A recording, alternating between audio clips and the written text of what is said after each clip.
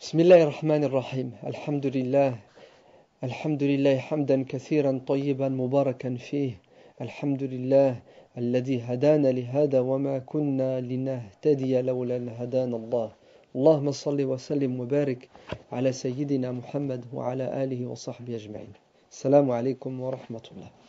Je vais vous raconter ce soir une histoire très émouvante, une histoire qui malheureusement depuis quelques années se répète.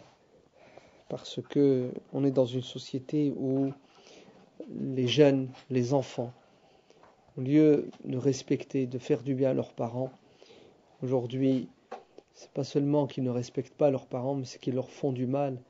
Si bien que les parents n'ont plus le goût de vivre, si bien que les parents vont même jusqu'à regretter d'avoir mis au monde ces enfants-là, si bien que certains parents vont jusqu'à souhaiter la mort de certains de leurs enfants, tellement ces enfants-là sont ingrats, tellement ces enfants-là se transforment en monstres qui n'ont pas de rahma, qui n'ont pas de miséricorde, qui n'ont pas d'amour, qui n'ont pas de pitié pour leur mère, pour leur père, alors qu'ils ont de l'amour et de la pitié et de la compassion pour qui? Pour des étrangers et des étrangères.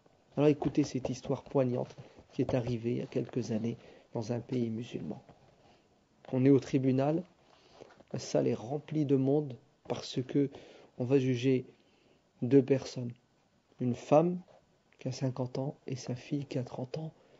Et elles sont là dans le box des accusés, silencieuses, accusées d'avoir commis un crime terrible qui est l'assassinat du fils. La mère a tué son fils avec qui?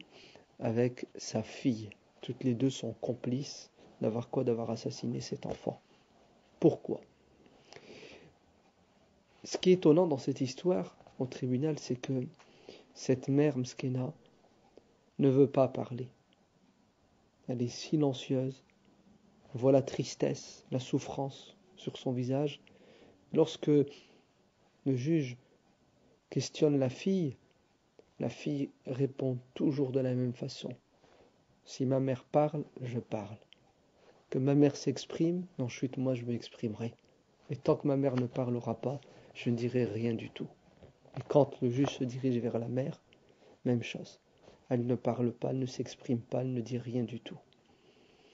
Et bien entendu, la partie civile demande la peine de mort. Ces femmes ont tué, ces femmes ont assassiné, plus d'une manière terrible, à coups de couteau, un jeune homme. Il n'est pas question qu'elles s'en sortent libres. Il faut les condamner à